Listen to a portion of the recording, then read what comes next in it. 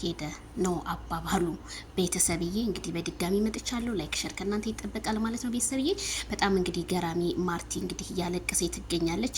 ከሶሊያናና ከኔ ማንን ነው የምትፈልገው? ቡታጅራ ድረስ እኔ መስዋዕት ከፍዬ ሄጃለሁ ለማንም ሳልናገር ስትለው እንግዲህ አቤላዬ ቅልስልሱ ደግሞ አንተ ማስለቀስክ ጀመርክ። እንግዲህ የማይክል ጃክሰን አልበቃ ብሎን ማለት ነው። እንግዲህ እኔ ሶሊያናን ነው የምፈልገው፣ አንቺን የምፈልግሽ እንደ ጓደኛ እንደ እህት ነው እንጂ በፍጹም ለትዳር አልፈልግም በማለት እንግዲህ ማርቲን ልቧን ሰብሮታል ማለት ነው።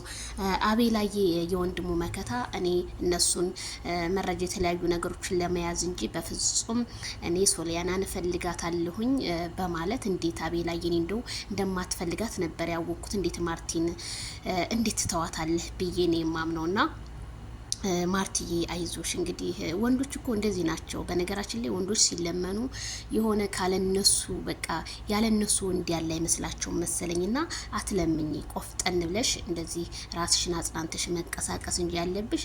ታዲያ ባለፈው እንደዛ አበባ ስሰጣት የነበረ አውቀህ ነው ማለት ነው።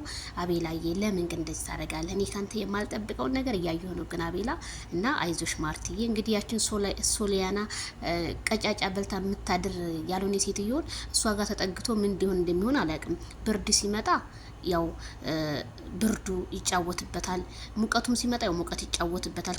ከቀጫጫ ጋር ተጠግቶ አንቺ ብትሆኚ እናቴ ብድ ልብስ እኮ ነሽ።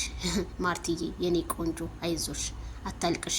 በጣም አዝኛለሁ ቤተሰብ፣ በጣም ነው የሚያሳዝነው። እንግዲህ አቤላ የሰጠውን መልስ ውልኝ